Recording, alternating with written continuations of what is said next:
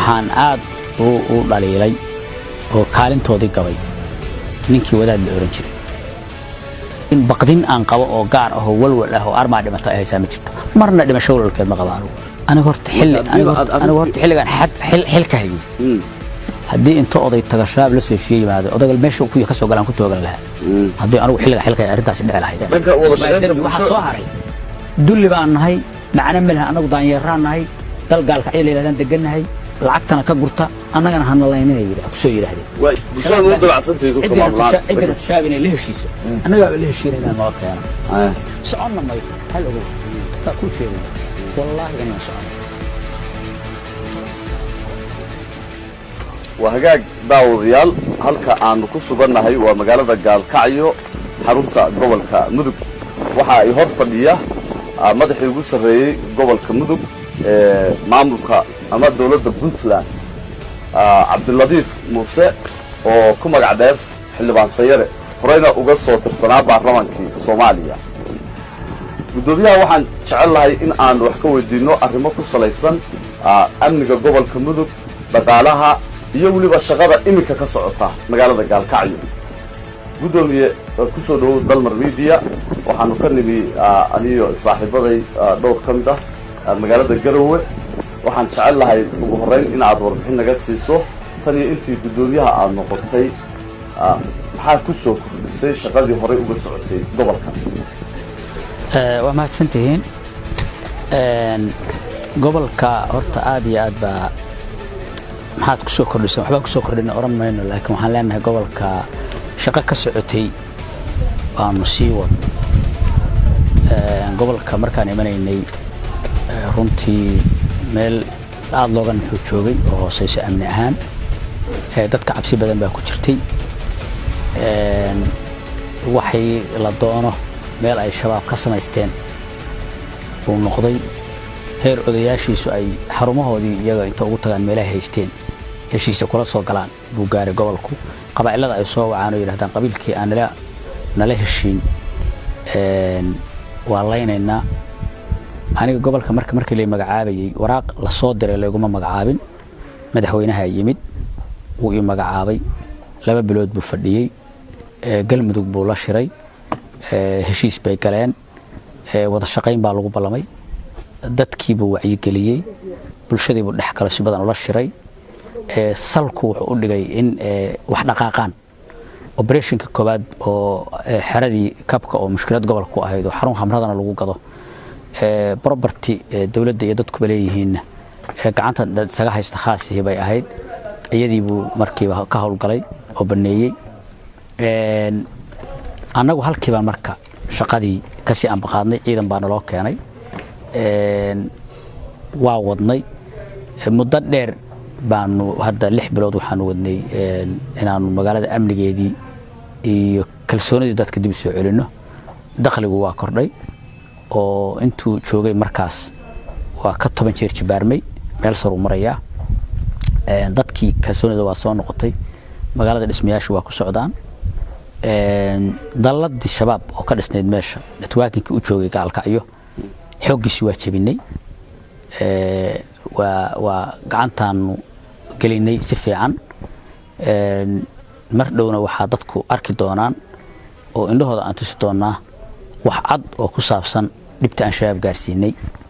iyo sida aan uga adkaanay xuduudoodii Gaalkacyo taalay boqolkiiba 8 20 ka harayna annaga oo iskaashanayna maamulka kale ee galmudug iyo dawladooda baan waxaan rabnaa inaan ka ciribtirno gobolka marka waxaan noo qabsoomay wax badan oo runtii aad u fiican dadkuna ay dareemi karaan waaya sida loo ogyahay kursigan waxa lagu magacaabay kadib markii al-shabaab ay dishay gudoomiyihii hore ee gobolka mudug oo ahaa walaalka iyo xubno ka sii horeeyay oo qoyskaaga ah taasi ma waysan kugu keenin cabsi siyaada ah wallahi ni horta aniga markii kursiga la igu magacaabayay mar aan xil qaban kara ma ahayn runtii mar damage culus i gaaray 4 qof oo ehelkayga oo shabaab dileen oo gudoomiyaha ku jiro aabay ku jiro aan wada xabaalay bay ahayd maan maarayntoodii u joogo agoontii iyo maxaan ku idhaahdaa asaydii gabdhihiisii iyo inaan iyaga maareeyo aan u joogo maskaxdaydan u baahan tahay recovery oo inaan xoogaa maaragtay ka nasto waxyaalihii aan markaas soo maray oo dhacdo aad u xanuun badan oo damage iga tagtay bay ahayd mana qaban karin baxil baan isleeyahay marka oo yacni sida aan marxaladdii aan ku jiray haddana haddee waa u bareeray xilka inaan qabto oo madaxweynuhu markuu ii soo jeeday inaan xilka qabto runtii asaga laftiisu maslaxad buu u arkay maslaxaddu u arkay waxay ahayd kow kalsoonidu anaga ugu qabo qof ahaaneed oo u yaqaano oo aaminsan yahay waxa uu igu aaminay inaan sida igu aaminay aan wadi karo xiriirka iyo aqoonta aan u leeyahay iyo isdhexgalka aan u leeyahay isku wanaagsanaanta aan isku wanaagsanahay bulshada reer galmudug iyo dawladoodaba cabsi la'aanta aanan shabaab anigu ka baqaynin oo aanan dee inaan iska dhacshan maahane aanan nin u seexanaya ahayn siyaabihii ugu magacaabay ka mid ahayd ismana oran wadadii malakumoodka cagta saartay waxaan isla wadadii guusha baad cagta saartay mana aaminsan inay xataa idili doonaan sababtana waa kuu sheegayaa horta shabaab wax ma dilaan malakumood baa wax dila dadku wayan fahamsanayne coronavirus baa baaba'shay ummadii adduunka joogtay oo sariiraha ku dulayay shabaabkuna waxay ka mid yihiin dee sifooyinkii malagu uu ku iman lahaa malakumood qofku galo bay dilaan example baan ku siinay galabtii dhawada qaraxii ka dhacay stadiumka Cabdullaahi Ciise meeshan gaariga kaga dagay baa qarax ka dhacay nimanka lagu laayay haddaan arki lahaa ragga la laayo akhyaarta ah saaxiibaday bay ahaayeen ma galeen hoolka waa ku leexan lahaa iyagaan u tagi lahaa ilaa laga qaxiyana waa la joogo marka waadan weydan saarkay malakumoodka anigana i rabin oo markaas iga leexanayay ayagana meesha ku ekaayeen marka sideedaba hal ogow dhimashada lagama boqo dhimashadu wax taagan waaye laakiin waxaa la rabaa qofku inuu sharaf ku noolaado cadowga ummadda iyo kandiintana uu u dadaalo qof kasta waajib saaran weeye qof kasta oo Soomaaliya waajib saaran weeye hadduu diin rabo inay diin hagaagto hadduu dadnimo rabo inay hagaagto hadduu rabo dalkiisu inuu hagaago inuu isaguna dagaalka qayb ka noqdo qof aan waajibkaas saareen ma jiro anuguna waajibkaas waa isa saaray waana ka shaqeynaya inta aan noolahay waayahay gudoomiye waxaa naloo sheegay in gurigaaga uu xafiis ku yahay oo aad hadda ku shaqayso taas ma waan cabsi soo wajahday loo nisbayn kara inay tahay ما جورجي كلي حفيز مع ميلا بدن أو كلا جدي سبعة كشقية جورجي حفيز وكلها هاي ميلا كلا جدي سنة كلا حفيزيان كلها الشقة دي إنه جورج ما بدنا بقى أنت بدن بنان كان شراء مرة كان جورج شوجا ومرة كوبان mana wax absi aniga haba yaraatee ee taxadar waa jira waa ka taxadaraya waana qaana dariiqada dadka umraan siyaabahay dadka ugu soo gabadaan meesha ay qarax ku soo hakiyaan meelaha ay waxayaan siyaaba aan fahamsan oo badan baa jira markee xamar oo ay baan 10 sano joogay siyaabahay dadka u waxaan jiraan dhan baan maskaxda iigu jirta marka taxadarkuna waa wax fiican hadii aanu shaab banaan isu dhigayo oo cadawgaygiin cadawgiisa banaan isu dhigaa ma jiro laakiin baqdin aan qabo oo gaar ah oo walwal ah oo armaa dhimata ay haysaa ma jirto marna dhimasho walkeed ma qabaan waayahay maxaad ku sifayn lahayd wada shaqaynta maamulkaaga gobolka iyo bulshada gobolka degan u dhaxaysa iyadoo marar badan ay jirto oo dadku mararka ay kaftamayaan xitaa ay soo hadal qaadaan gabayo taariikho hore la tiriyay sida gaalkacyo sharciga oo garraqi doona marka maxaad ku sifayn lahayd maadaama gaalkacyo isbedelo ay ka jireen muddooyinkii u dambeeyay hawlgallo ka socdeen wada shaqaynta maamulkaaga iyo dadka u dhaxaysa runtii aad bay u fiicanta dadka gaalkacyoodna aniga abaal baan u hayaa ama dadka gobolka mudug gabi ahaanba waa isoo dhaweeyeen waxgaradkoodii iyo odayaashoodii iyo dhaqankoodii iyo intellectualkoodii iyo dhallinyaradoodii iyo gabdhahoodii waa garab istaageen waana ila shaqeeyeen waa iska jirtaa adayg dadku leeyahay oo lagu yaqaano iska heredity ah oo ay dhiciba karto meel checkpoint ciidan ku dhigay mid uu gaari kula soo ordo ciidankuna waxay waardiyeen gaari qarax sida isna inuu iska soo ordaaba dhici karta shilal badan oo noocaas u dhacay ba xataa jira laakiin hadda dadkii way la soo qabsanayaan oo dadku markii hore ismoogaysiin maamul baa jirtay laakiin dadku dad aad u fiican oo in loo shaqeeyo mudan oo abaal leh oo dad aad u wanaagsan anigana aan aad ugu abaalhayo weeye oo ila shaqeeyay oo runtii aad ii garab istaagay markii la magacaabayna rajo badan muujiyay expectation iga qabeen oo aad u sareeyay oo iyada lafteeda ay caawiso haday qabil ahaayeen inaan ahay buunsho meesha la keenay dadku la shaqayntooda sida ay la shaqeeyeen ma noqoteen laakiin waxay aamineen markii aan imidba inaan ku habboonahay inaan shaqadan qabto khibradayda aqoonta aan u leeyahay iyo ammaanadeydaba way ku kalsoonaayeen marka anna sidii ugu fiicnayd baan ula shaqeeyay dadka dhibaatooyinkuna waa iska dhacayaan dhibaato la'aan ma jirto oo waxyaalo dhacdhaco oo mar walba aan dadka habeen ka hor khudbada aad ka jeedinaysay dhanka galmudug waxaad sheegtay in wax macnaa aysan kuugu fadhiyin aadaanka masaajiddu haddii loo baahdana aad bixiri doontaan haddii culimmada doorka laga rabo la dagaalanka al-shabaab inay ka qaadan waayaan arrimahaasi bal dadka u faahfaahay waxaad ula jeedin horta sidaa u dhigtay uma dhigin eraygu wuxuu ahaa waxaan aad u dhaliilay oo kaalintoodii gabay ninkii wadaad la oran jiray wadaadadu waagi hor laba ay kala qaybsanaayeenoo nimankan la yidhaahdo ictisaamka oo xag jirku ka baxeen iyo niman iyagu markii hore ridin jiray oo nimankan sunnada iyo suufiyada iyo heema iyo waxarti isku dar magacyada kala gadisan leh labadaasay ahaayeen labadu qolob markii hore waa ridin jirtay waxay oran jireen kuwana waa khawaarij kuway ka baxeenna waa bidco waxaasay oran jireen labadii oo isku daysan hadda isku mid ah waa ka aamuseen wiilkan wax qarxinayana waxa soo bixiyo loo soo akhriyay waa fikirka dawadiisina masaajidkay taala iyo wadaadada ninkan diinta akhriyay taala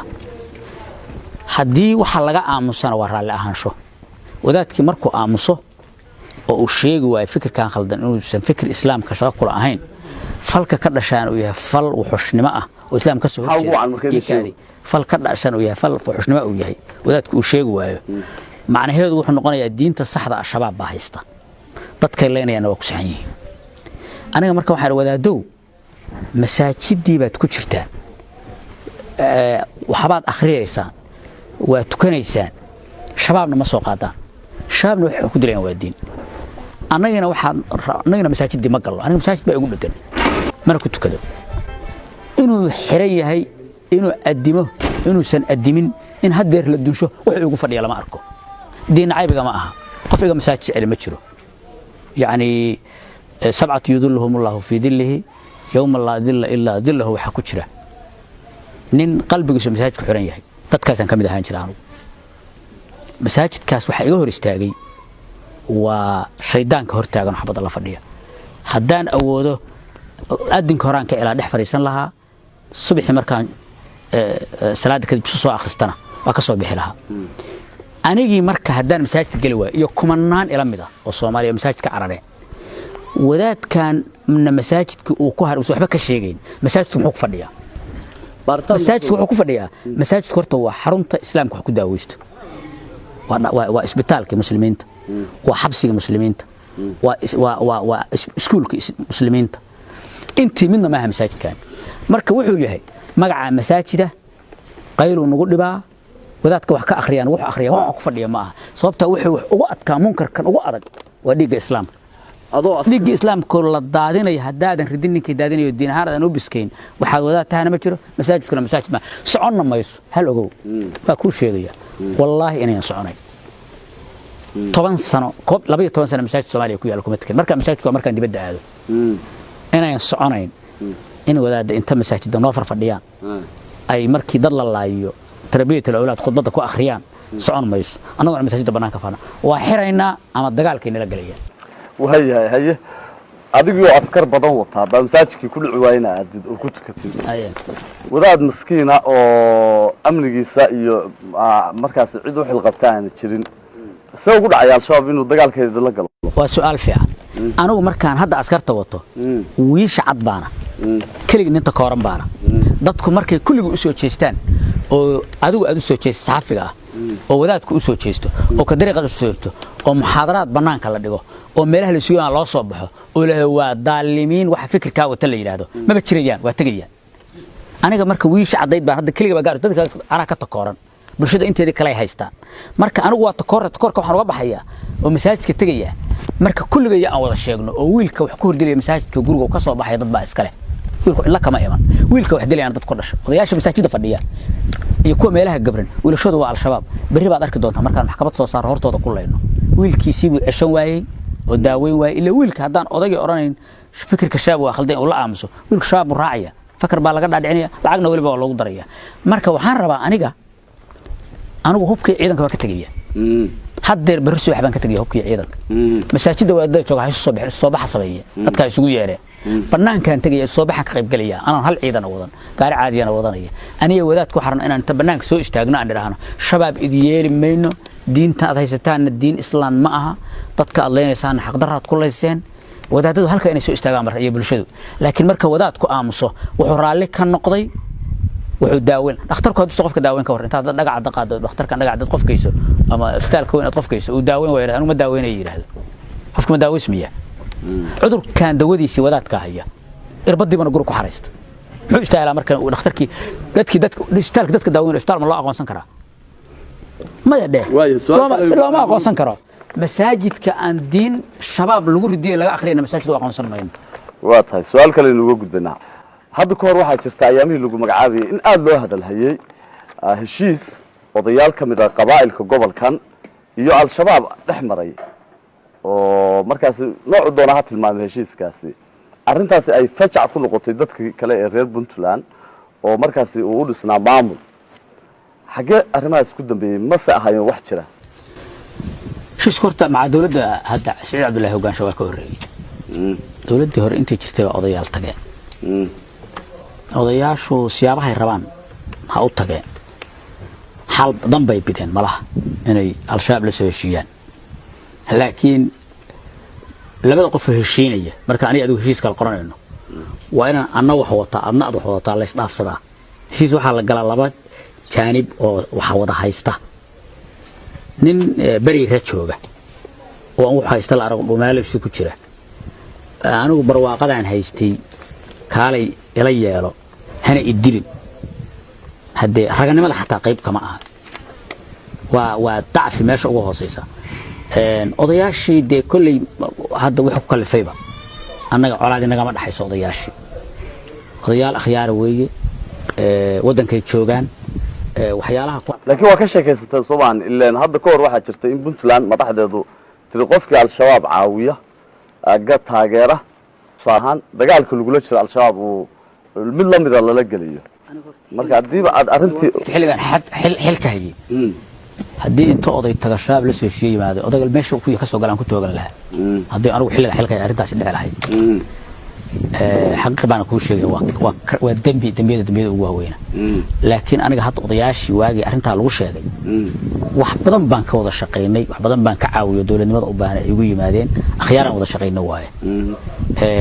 haddana dambiilayaal dadka kama aha iyo hadda oo dawladda xilliga jirtana dambiilayaal kama dhigin Puntland dambiilayaal kama dhigin laakiin haddana u sheegaynaa qoladii isku daydo aad soo laabto walaynayna markay soo laabtaan halkaas ku tooganayna barxadda cid naga dambeyn kartaan ma jirto hatta xirib mayno ma fahmaysaa waxa soo haray إنت تشابين اللي هشيسه أنا قابل اللي هشينا نوكينا شاب سعيدنا اللي هشي لما ربا أنا قابل بلابنا نوكينا وهلا بدودينا وحده إن دينها بينه شو هذا بالشدة كمان نقونيا حتى يحكم كربان حكم قوانيا حتى نقال ربان نقال سينينا تتكلم أنت هكذا أيه إنت شباب كيني كرتام تشوف على سوشين كرتام واحد لو لسه شيء لما يهدو وإدين دلوني هنالله إننا لعقنا نقص ودون توه heshiis oo la galay agreement shaab la galay hanoo keenay haduu heshiis soo qoraal ya shama ani adiga markaan heshiinayno soo inaan qoraal laba jaanib aan saxino communicate aan leen aan wada saxana ma heshiis la galay ma jiro dulli baan nahay macna malaha anagu daanyaraan nahay dal gaalka ay leeyahay deganahay lacagtana ka gurta annagana hanalaynay yiraahdo soo yiraahdeen ayaamihii u dambeeyay waa gaalkacyo waxa ka muuqday isbedel iyo diilo leh oo dad badan oo ku tilmaamayaan in ay wadadii nabadda cagta saaday magaalada tan aan joogno maanta marka waxa la isweydiinayaa maxay tahay sirta ka dambaysa gaalkacyo muddo dheer xal loo waayay nabadgelyadeeda maxaa meesha ka baxay oo horay u shaqeyn waayay waxa u shaqeyn waayay waxaa jilcay hay-adihii dowladda markii hore booliiskaa jilcay maamulkaa jilcay dadkiibaa dowladnimadii ka dhex arki waayey awood dowladeed arki waayey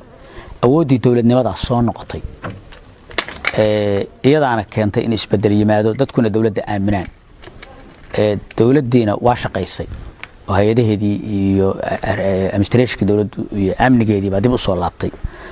dadkuna waa la shaqeeyeenoo dadku haddee iyaga amniga keensaday hadda jira la shaqayn ay iyagu keeneen ciidamada iyo amniga la shaqeeyeen iyo dhiirigelin ay dhiirigeliyeen ciidanka iyo xog ay soo gudbiyeen iyo wanaag ay ka shaqeeyeen iyo tahniyad ay u tahniyadeen dadka ka shaqeynaya ee maamulka shaqeynaya baa waxaana ku yimaadeen dadkuna sidiisaba wax dhiba male haddii dowlad uu helo oo dowlad u shaqeyso sax uu helo dadku dad fiican weeye marka awl jilec institutionka dowladda ah ku yimid baa waxa dhibta keenay haddana jilecii baa baxay ugu dambeyn su'aal ka baxsan mawduuceenan ku weydiinaya iyo warar soo baxay waxay sheegayaan in aad xusulduub ugu jirto ka mid noqoshada aqalka sare ee baarlamaanka Soomaaliya maadaama xilli doorasho Soomaaliya in ku jirto iyadoo la sheegayo qadiyadan in aad wada gorfayseen madaxweynaha Puntland xukuma Saciid Cabdullaahi Dani oo sida la tilmaamayo ah shakhsi aad saaxiibo aad isugu dhowtihiin arrimahaas markay maxaa ka jira aniga hadda waxaan gudoomiyaha gobolka Mudug kursiga aan ku fadhiyana loobin kuma galayo waxaan ugu fadhiyaa kursiga inaan dadka ugu shaqeeyo inta aan ku fadhiyo waa mahadsanta kaasina wuxuu ahaa gudoomiyaha gobolka Mudug Cabdiladiif Muuse oo aan waraysigan dheer kula yeeshay magaalada Gaalkacyo aad baa u mahadsantahay gudoomiye